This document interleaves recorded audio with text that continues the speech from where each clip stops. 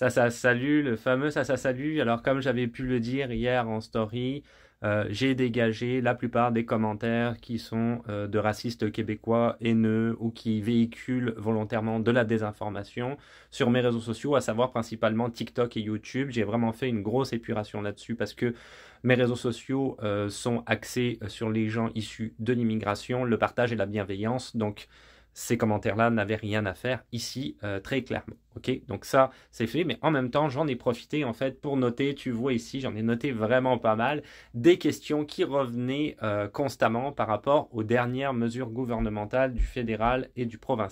Alors, je te rappelle très brièvement, tu le vois en arrière de moi, en fait, le gouvernement du Québec a décidé d'arrêter d'émettre des fameux CSQ, le Sésame pour la résidence permanente ici au Québec, jusqu'au 30 juin 2025, dans le programme des étudiants étrangers et le programme des travailleurs qualifiés également.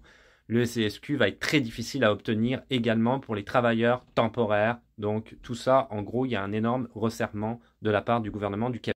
Sur ma chaîne YouTube, j'avais également sorti cette vidéo, le fameux plan d'immigration de M. Trudeau, qui indique également de son côté, il va resserrer la résidence permanente, donc 105 000 résidents permanents en moins pour 2025, 390 000, 365 000 résidents permanents prévus pour 2027, 390 000 pour 2026, si je me souviens bien, hein, c'est à peu près les chiffres, et également les travailleurs temporaires, aussi un resserrement, donc 450 000 travailleurs temporaires en moins pour 2025, et à peu près le même chiffre pour 2026, donc beaucoup moins de travailleurs temporaires, renouvellement des permis de travail pour uniquement une année au lieu de 2 ou.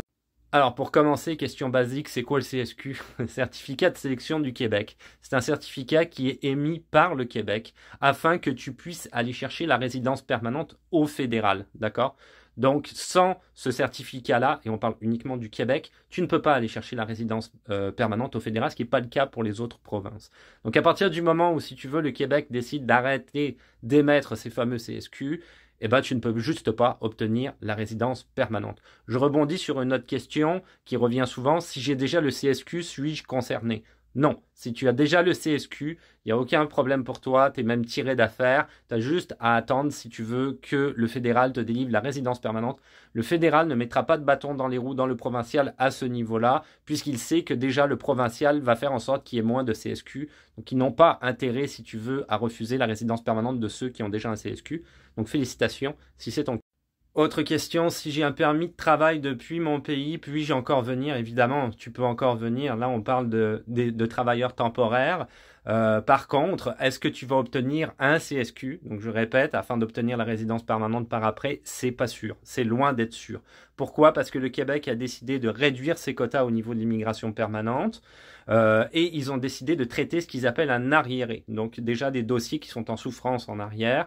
Après, arrivé au 30 juin 2025, il faut te dire une chose, c'est que les élections provinciales auront lieu en 2026.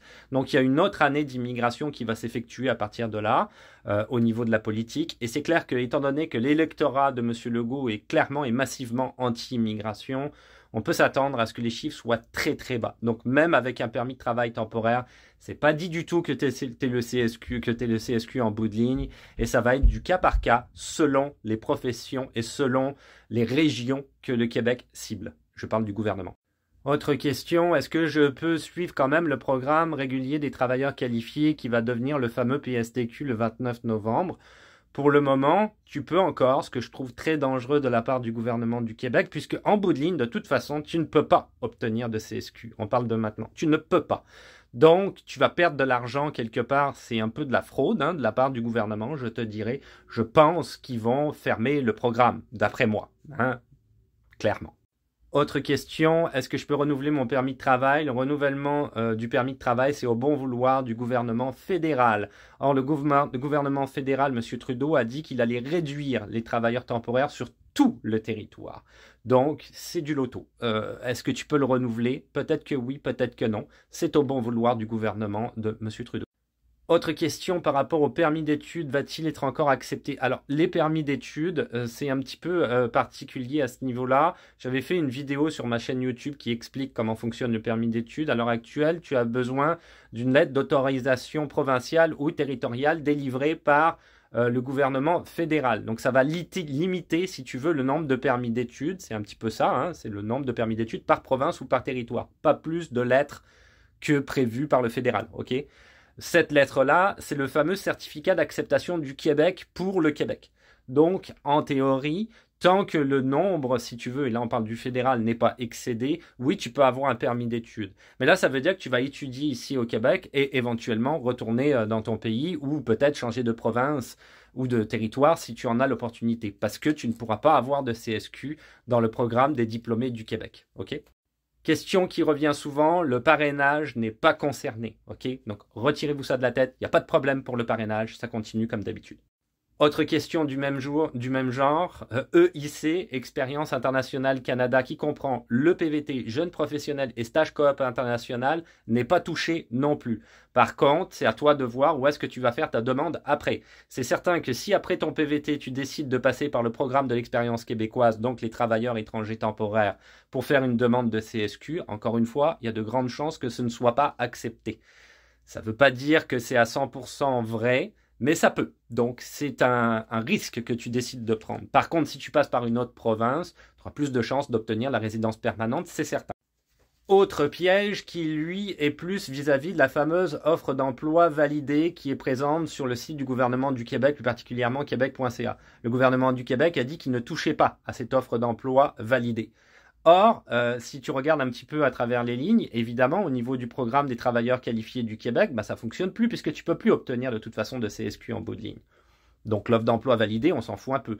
Donc, c'est uniquement pour le programme des travailleurs temporaires. Sauf que le gouvernement du Québec a dit et a confirmé qu'il traitait un arriéré et qu'il allait énormément resserrer, si tu veux, le fait de donner des CSQ aux gens ou pas. C'est dans leur bureau que ça va se passer. Donc, ils vont décider à qui ils donnent le CSQ, dans quel domaine, dans quelle région, à quel moment. Il y a des chances que, oui, l'offre d'emploi validée fonctionne pour un permis de travail temporaire qui peut-être ne fonctionnera pas en bout de ligne. À savoir aussi que, comme je l'ai dit tout à l'heure, tu ne seras peut-être pas renouvelé non plus par le fédéral. Donc, il y a beaucoup de risques. Non, l'entrée express n'est pas touchée. C'est fédéral, l'entrée express. Ça n'a rien à voir avec le gouvernement du Québec. Donc, ce n'est pas touché. Si tu passes par l'entrée express directement, tu n'as pas besoin d'avoir de CSQ. Non, la citoyenneté n'est pas concernée. Même chose, tu as déjà la résidence permanente. Ça n'a rien à voir avec toi. Même si tu es au Québec, peu importe où tu es au Canada, tu peux demander ta citoyenneté. Il n'y a pas de problème, il n'y a pas de resserrement vis-à-vis de la citoyenneté. Non, la demande d'asile n'est pas touchée non plus. C'est aussi à part. Il n'y a pas de souci avec ça. Tu vas pouvoir aller chercher la résidence permanente. Et non, le PTPD, le fameux permis de travail post-diplôme, n'est pas touché non plus. Mais attention, c'est à voir où est-ce que tu vas demander après, si tu veux, une fois que tu as fait ton PTPD, où est-ce que tu veux le faire. Parce que si tu le fais au Québec, c'est sûr qu'éventuellement, si tu veux demander la résidence permanente, tu auras besoin d'un CSQ. On revient toujours au même problème. Et le fameux programme de l'expérience québécoise, donc travailleurs étrangers temporaires, ça va être compliqué. Si c'est ailleurs au Canada, à ce moment-là, tu passes plus particulièrement par l'entrée express et il n'y aura pas de souci. Donc ça dépend de ce que tu veux faire, mais le PTPD est de compétence fédérale, donc il n'y a pas de problème, tu peux en obtenir.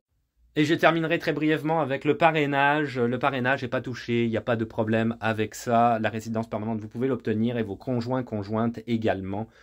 C'est important que je le souligne ça parce que ça revient constamment. Parrainage, c'est vraiment regroupement familial à part, pas de souci. Là-dessus, je te dis à plus.